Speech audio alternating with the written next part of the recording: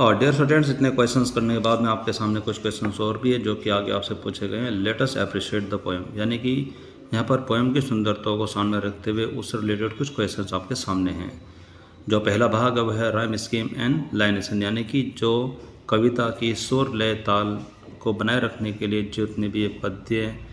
का यूज़ किया गया इस कविता को बनाए रखने के लिए, उन सब से कुछ क्वेश्चंस आपके लिए यहाँ पर हैं। तो जो पहला क्वेश्चन वो है, does the poem strictly a rhyme scheme, क्या जो ये कविता है ये किसी राइम स्कीम यानी कि सुर लय ताल को फॉलो करते उसका पालन करती है, और या फिर is it in a free verse, क्या ये एक स्वतंत्र यानी कि क्या ये एक मुक्त पद्य है। ऐसा होता है कि जैसे कि कविता लिखी जाती है तो उसमें एक सुर लय ताल को बनाए रखने के लिए कुछ शब्दों को मेल यानी कि उनका मिलान करना ज़रूरी होता है। तो यहाँ पर पूछा गया कि क्या ये कविता ये किसी सुर लय ताल यानी कि राइम को फॉलो करती है, या फिर यह मुक्त पद्य के द्वारा लिखी गई है यानी जिसका कोई सुर लय ताल नहीं है। तो इसके आंसर में आप लिखते हैं कि the poem does not adhere to a traditional rhyme scheme, यानी कि जिस तरीके से जो हमारा एक पारंपरिक तरीका होता है, जो कि ट्रेडिशनल जो सुर लय ताल का जो तरीका होता है, उसको हमारी जो पोएम है उसको फॉलो नहीं करती, यानी कि उसका पालन नहीं करती है। It has been written in a free verse style, यह जो पोएम है ये एक स्वतंत्र तरीके से लिखी गई, यानी कि ये बिल्कुल ही मुक्त तरीका है जो कि पहले कभी फॉलो नहीं किया गया। The words at the end of the line, यानी कि पंक्ति में आने वाले जो अंतिम जो शब्द हैं सच एज, जैसे कि vocation, hues, street, procession and work etcetera. तो जैसे कि आप इसमें देख सकते हैं कि पंक्ति के अंत में आने वाले कुछ वर्ड एक दूसरे से मिलान वाले होने चाहिए, लेकिन हमारी इस पोएम में जो ये शब्द है एक बिल्कुल ही अलग अलग है। किसी में वोकेशंस है, किसी में ह्यूज है, किसी में स्ट्रीट है, किसी में परसिशन है, किसी में वर्क है। तो इनका साउंड या फिर सुर लय ताल बिल्कुल भी मैच नहीं हो रहे हैं। Etcetera don't rhyme with each other in visible pattern, तो जो ये आपके सामने जो सदृश्य जो पैटर्न होता है, जो पैटर्न हम देख सकते हैं, ये बिल्कुल भी एक दूसरे से तालमेल नहीं खा रहा है, ये बिल्कुल ही अलग अलग तरीके से लिखा गया है। इसके बाद आपके सामने क्वेश्चन नंबर सेकंड में आपसे पूछा है कि what is the impact of varying length of lines in the poem, यानी कि इस कविता में जो पंक्तियों की जो लंबाई है वो अलग अलग है, तो पंक्तियों की लंबाई का अलग अलग होने का क्या प्रभाव है। तो इसके प्रभाव को बताने के लिए आप इसका आंसर में लिखते हैं कि इन द पोएम, यानी कि कविता में द वेरिंग यानी कि different length of line reflects the diversity of artisan and their work, यानी कि जो अलग अलग प्रकार की जो लंबाई है, यानी कि सारी जो लाइनें हैं वो आपस में तालमेल नहीं खा रही है, कोई लाइन छोटी है, कोई लाइन बड़ी है, वह इस बात को रिफ्लेक्ट करते हैं, यानी कि वह इस बात को प्रतिबिंबित करते हैं, यानी कि हमारे सामने इस बात को रखती है। Diversity of artisan and there task, यानी कि जो कारीगर हैं, जो कलाकार हैं, जो व्यवसायी है, उनके अलग अलग कार्य को हमारे सामने रखती है। सम टास्क डिमांड टाइम, यानी कि कुछ कार्य ऐसे होते हैं जिसमें समय की मांग होती है, एंड आर यूजुअली स्लो, और आमतौर पर वे थोड़े धीमे होते हैं, वाइल जबकि other are short and quick, लेकिन कुछ कार्य छोटे होते हैं लेकिन वो जल्दी से हो जाते हैं। This irregular style makes the poem feel like a real conversation, यानी कि इसी तरीके से जो हमारे पास जो इरेगुलर जो स्टाइल है, यानी कि जो एक जैसा मैच होने वाला स्टाइल बिल्कुल भी नहीं है, वो इस बात को सामने रखता है कि जो ये पोएम है feel like a real conversation, वो ऐसा लगता है कि जैसे कि जो एक कविता वो हमसे सचमुच की कोई बातचीत कर रही है। And celebrates the unique rhythm of each work, और हर प्रकार का जो ये कार्य है, जो अलग अलग प्रकार का जो रिदम होता है वो बिल्कुल अनोखा रिदम है, उसका सेलिब्रेट करती है, उसको अच्छे से वो मनाती है, यानी कि खुश होती है। एम्फेसाइजिंग, और इस बात पर जोर देते हुए that every individuals contribution has its own distinct flow, और इस बात पर यह जोर देती है कि हर व्यक्ति का जो अलग अलग जो योगदान है हमारे समाज में, उसका अपना ही एक तरीका होता है, अपना ही एक फ्लो होता है।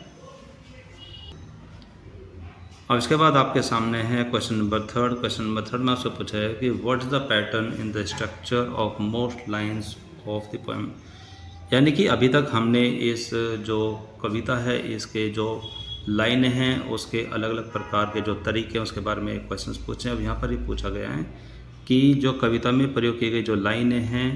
उसका एक्चुअली पैटर्न क्या है, वो किस पैटर्न से लिखी गई है।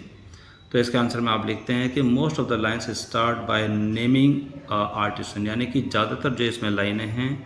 वो उन कारीगर यानी कि व्यवसाय करने वाले लोगों के नाम से शुरू की गई है। लाइक जैसे द क्राफ्ट्समैन यानी कि जो उसमें कारीगर हैं, जो उसमें अपनी कलाकारी दिखाता है उसके नाम से, या फिर कारपेंटर्स यानी कि जो बढ़ई का जो काम करते हैं उनके नाम से, द बोटमैन उनके नाम से, और द शूमेकर और जूते बनाने वाले के नाम से शुरू किया गया है। देन और फिर the lines describe what the individuals are doing और मेकिंग, और उसके बाद उसमें से हर व्यक्ति के बारे में यह वर्णन किया गया है कि वह व्यक्ति अपने अपने कार्य के लिए क्या करता है और वह कौन सा कार्य कर रहा होता है। आगे आप इसमें लिखते हैं कि the lines reveal their emotions towards their work, और जो ये पंक्तियां हैं ये इस बात का खुलासा करती हैं कि जो व्यक्ति अपने कार्य को करते हैं, अपने कार्य को करने के लिए उनकी भावनाएं क्या हैं, इस बात को भी वो सामने रखती हैं। देयर जो है उनका आनंद क्या है, पैशन उनका जोश क्या है, उनका डेडिकेशन क्या है, उनका पूरा ध्यान अपने कार्य में वो क्या है, फॉर द टास्क अपने अपने कार्य को लेकर के। दिस सिंपल पैटर्न जो ये बिल्कुल सिंपल एकदम साधारण जो तरीका है, गिव्स स्पेशल रिकॉग्निशन, यह एक विशेष पहचान देती है टू ईच वर्क, यानी कि हर कारीगर को, यानी कि हर उस व्यक्ति को जो कि अपना काम करता है उसको अलग प्रकार की पहचान देती है। And makes the whole poem feel organised, और उससे पूरी की पूरी जो ये कविता है वो सारबद्ध तरीके से लिखी हुई फील होती है, यानी कि महसूस होती है।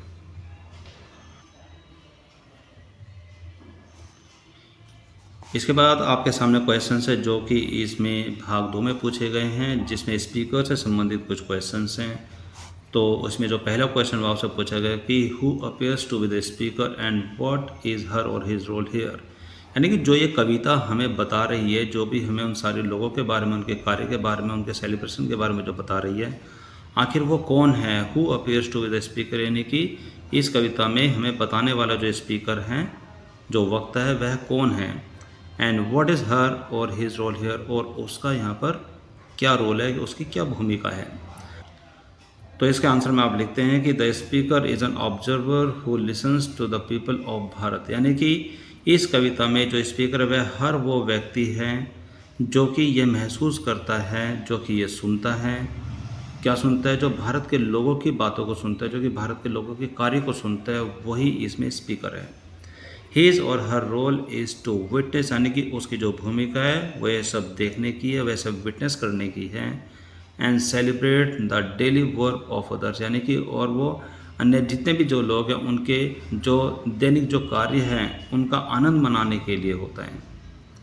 बाय नेमिंग ईच आर्टिसन, यानी कि हर कारीगर का नाम लेकर के द स्पीकर शोज, जो स्पीकर है वो इस बात को प्रदर्शित करता है दैट कि एवरी ऑक्यूपेशन इज इम्पोर्टेंट, कि हर प्रकार का जो व्यवसाय है, जो कार्य है वो बहुत ही महत्वपूर्ण है। एंड और डिजर्व रिस्पेक्ट, और वह सम्मान का अधिकारी है। इसके बाद आपके सामने भाग तीसरा, जिसमें कुछ क्वेश्चंस और पूछे गए हैं। इसमें टोन एंड मूड से लेकर के आपके सामने कुछ क्वेश्चंस हैं। तो जो पहला क्वेश्चन है वो है फिल इन द ब्लैंक्स को लेकर के। इसमें लिखा है कि fill in the blank with suitable options from the box given below. आपके सामने नीचे एक बॉक्स दिया गया है, इसमें कुछ वर्ड्स आपके सामने दिए गए हैं, तो उसमें से जो सुटेबल जो वर्ड है नीचे दिए गए ब्लैंक्स यानी कि खाली स्थान में भरने हैं। तो यहाँ पर जो पॉइंट ए है उसमें लिखा हुआ है कि द टोन इज डैश, तो इस डैश में आप लिखेंगे सीरियस, यानी कि द टोन इज सीरियस, यानी कि जो ये पंक्तियाँ इसको कहने का जो तरीका वो काफ़ी गंभीर है। एंड डैश, इस डैश में आप लिखेंगे रिवरेंशियल, यानी कि पूर्ण श्रद्धापूर्वक है, यानी कि गंभीर है और हर व्यक्ति के लिए पूरी श्रद्धा है। Depicting a sense of admiration, यानी कि श्रद्धापूर्वक जो उन सबका वो वर्णन करते हैं, सेंस ऑफ एडमायरेशन यानी कि उनकी प्रशंसा में, रिस्पेक्ट और उनके सम्मान में for the artisan and craftsman, यानी कि जितने भी व्यवसाय हैं और जो जितने भी कारीगर हैं उनके हर कार्य को, उनके हर प्रकार के तरीके को, उनके खुद के सम्मान के लिए, उनकी प्रशंसा के लिए जो हमारी जो टोन है वो सीरियस है और रेवरेंशियल है, यानी कि श्रद्धापूर्वक है।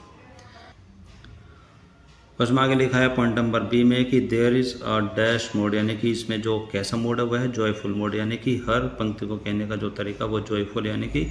आनंदमय है। थ्रू आउट द पोएम, पूरी कविता में कैप्चरिंग द, कैच करते हुए, द वाइब्रेंसी एंड रिचनेस, यानी कि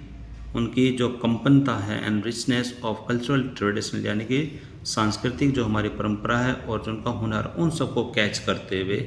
हर सेंटेंस के अंदर जॉयफुल वाला मोड है, यानी कि आनंदमय मोड है पूरी कविता में। इसके बाद है भाग 4 में पूछा गया है इमेजरी, यानी कि इसमें कल्पना से संबंधित कुछ क्वेश्चंस पूछे गए हैं। तो जो पहला पॉइंट वो है कि select any two descriptions from the poem that evoke visual image, यानी कि इसमें से आपको 2 वर्णन उठाने हैं पूरी कविता में say that evoke visual imagery, जिससे कि जो उसमें तरीका, जो उसमें वर्णन दिया गया वो हमारे सामने एक सदृश्य बन जाता है। तो इसका आंसर में आप लिखते हैं कि two visual images from the poem are, यानी कि इस कविता में से 2 प्रकार की जो इमेजेस है वो आपके सामने, जो पहला है वो है कि craft woven with colours and myriad hues, यानी कि जो अलग अलग प्रकार के रंगों से बुनी हुई है, और मायरेड ह्यूज, और जिसके अंदर बहुत प्रकार की आशाएं जुड़ी हुई हैं। और दूसरा पॉइंट है बी, इसमें लिखा है कि the boatman gathering their nets from the shore, कि इसमें जब नाविक के बारे में बात की जाती है तो इसमें बताया गया है कि जो नाविक होते हैं वो अपने अपने जाल को समुद्र के किनारे समेट रहे होते हैं और आनंद का गीत गा रहे होते हैं। तो इन दोनों को देख करके जो तरीका हमारे सामने लिखा है वो हमारे सामने एक विजुअल इमेज बन जाता है, यानी कि वो सदृश्य बन जाता है, ऐसा लगता है जैसे कि बिल्कुल सामने ही हो। इसमें है आगे क्वेश्चन नंबर 2, ये भी एक फिल इन द ब्लैंक को लेकर के है, fill in the blank with suitable phrases. अब यहाँ पर कुछ सुटेबल फ्रेजेस आपको ढूंढने हैं। तो इसमें क्या लिखा है, इसमें लिखा है कि the poem includes auditory imagery through mentions of artist, यानी कि इस पोएम में कुछ चीज़ें शामिल की गई। वो क्या क्या है, ऑडिटरी इमेजरी, यानी कि एक ऐसा तरीका जिससे कि जो एक कल्पना से भरा हुआ जो दृश्य है उसको बताया जाना, थ्रू मेंशंस ऑफ आर्टिस्ट, यानी कि कारीगरों का जो नाम है उनका प्रयोग करते हुए, विद ल्यूट्स, यानी कि जैसे कि एक बांसुरी है या फिर सारंगी जैसा है, इसमें लिखा हुआ है हमिंग, एंड सिंगिंग, यानी कि जैसे कि वो जो बांसुरी या फिर जो संगीत का कोई वाद्य है जो कि गुनगुनाते हुए और गाते हुए, emphasising the sounds associated with each vocation, जैसे कि पता चलता है कि जितने भी वो कार्य होते हैं, जितने भी वोकेशंस होते हैं, उसमें एक प्रकार का संगीत शामिल होता है जो कि गुनगुनाता है और गाने गा रहा होता है। इसके बाद है पॉइंट 5, जिसमें बात की जाती है मेटाफोर के बारे में, यानी कि रूपक अलंकार के बारे में इसमें बातें की जाती है, यानी कि कुछ चीज़ें बताई जाती है, उसमें हमें देखना है कि इसमें सच है या फिर झूठ है। तो इसमें जो पहला पॉइंट है वो है कि state whether the following sentence is true और फॉल्स, यानी कि नीचे दिया गया जो एक वाक्य है वो सही है या फिर गलत है, आपको इसमें देखना है और बताना है। इसमें लिखा है कि the mention of the delicious singing of the cook is a metaphor because it implies that the quality of the singing is so enjoyable और pleasing that it can be equated to the experience of tasting something delicious, यानी कि किसी भी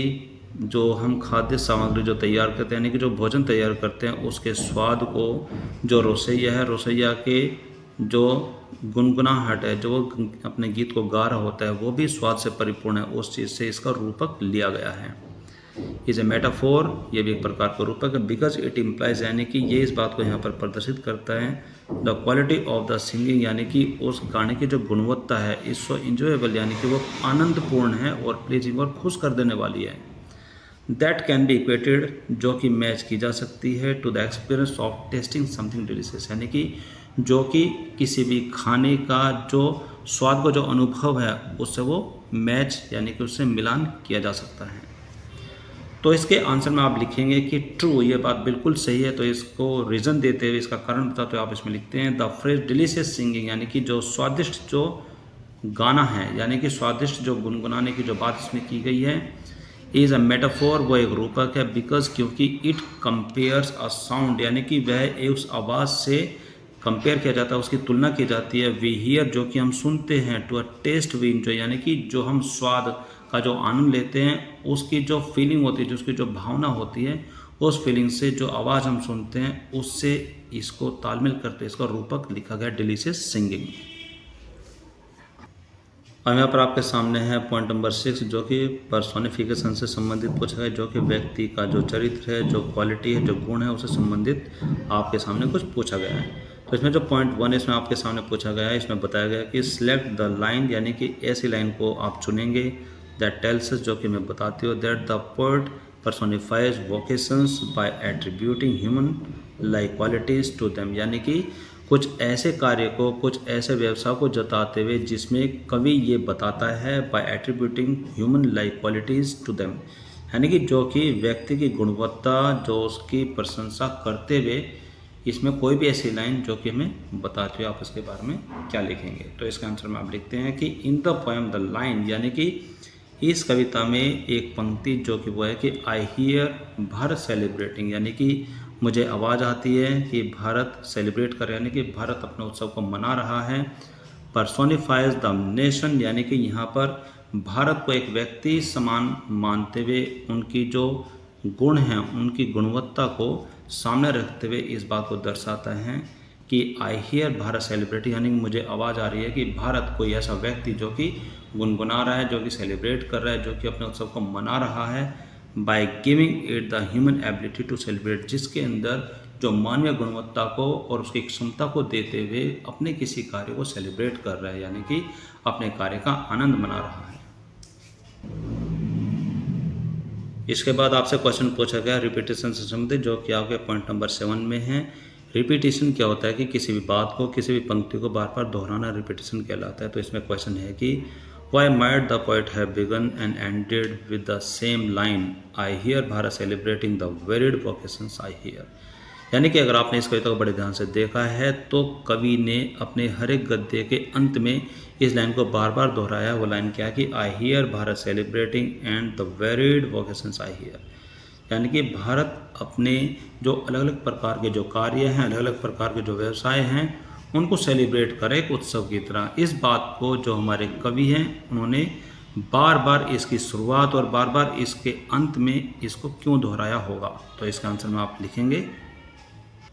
तो इसका answer में आप लिखते हैं कि the poet begins and ends the poem, यानी कि जो हमारे कवि है इस कविता की शुरुआत और इस कविता का जो अंत है वो इसी पंक्ति से करते हैं कि आई hear Bharat celebrating the varied vocations I here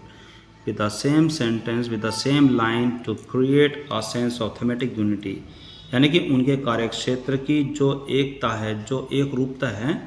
उसको दर्शाने के लिए इस पंक्ति को बार बार प्रयोग करते हैं। This structure reinforce the central message, यानी कि जो ये स्ट्रक्चर है, जो ये तरीका है, ये इस कविता का जो केंद्र, जो संदेश है उसको सामने रखता है। दैट द एंटायर नेशन की जो संपूर्ण जो राष्ट्र हैं इज यूनाइटेड, वो एक है, थ्रू इट्स डाइवर्स वर्क, यानी कि अपने अलग अलग कार्य को देखते हुए पूरा का पूरा जो राष्ट्र वो एक है, और ऑक्यूपेशन जितने भी उसके जो कार्य हैं वो अलग अलग है, लेकिन फिर भी हमारा पूरा राष्ट्र एक है। Bye repeating the same line, यानी कि इस बात को बार बार दोहरा करके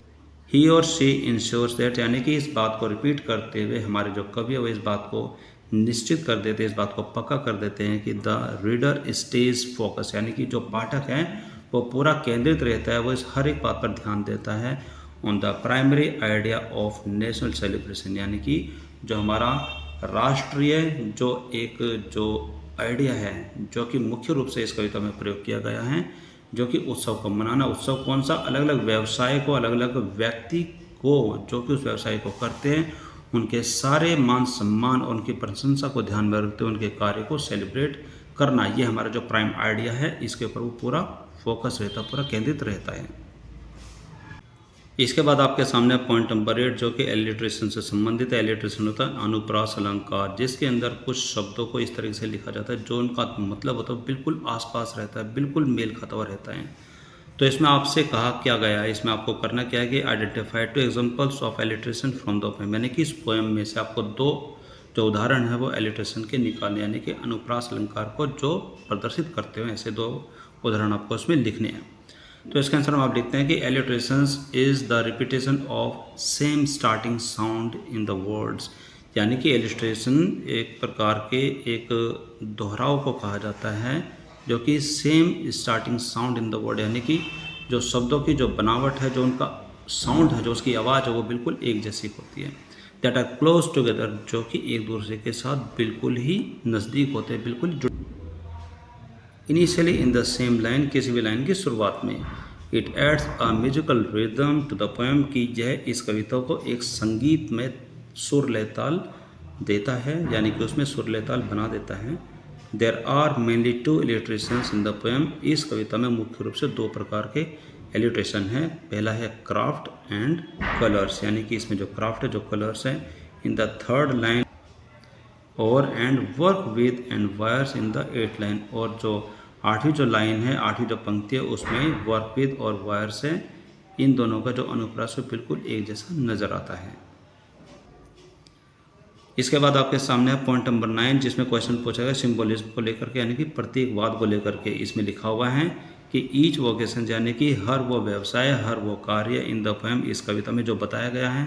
symbolises something more than just a job.